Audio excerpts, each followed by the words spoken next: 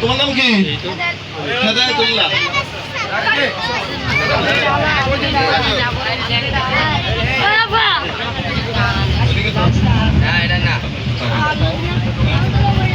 এই তোমরা কেউ পিছন থেকে সামনে আসবে না, পিছন থেকে কেউ সামনে আসবে না, সবাই পাবা। এখানে যারা আছে আরো 3টা বল আসলেও পাবা।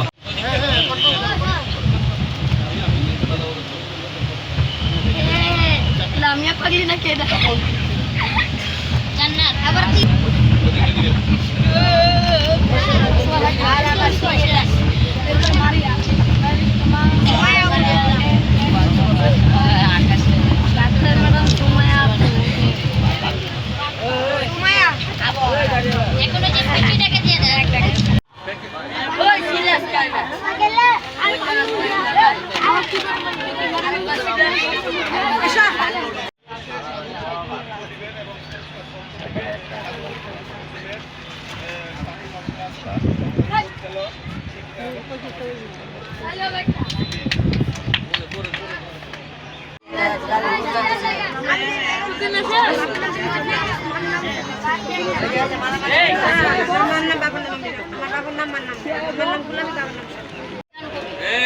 এত সেলফি তুলে আমরা কি করবো? আমরা এমনি বাইরা আর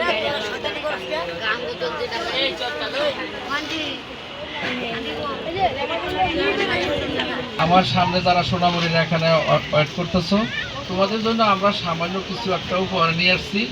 এটা তোমাদেরকে উৎসাহিত করার জন্য, যাতে তোমরা মানে একটা নিয়মের ভিতরটা চলো, তোমাদের সাথে দেখা করার জন্য। তোমাদের সাথে তো আমরা এই রাস্তাঘাটে বিভিন্ন জায়গায় পারবো না, এক জায়গাতে একটু জমায়েত করছি, যার কারণে তোমরা আসছো, তাই না? ঠিক আছে, তো তোমরা খুবই সোনার ছেলে, খুবই ভালো ছেলে, কেউ কোনো গন্ডগোল করো না, খুবই সুন্দর করে কথাগুলো শোনো, তোমাদের কাজে লাগবে। আমরা তো জানি যে তোমরা কি পরিস্থিতির কারণে আজকে এই অবস্থা তোমাদের। এই দুষ্টুমি করো না বাবারা, তোমরা একটু কথাগুলো শোনো।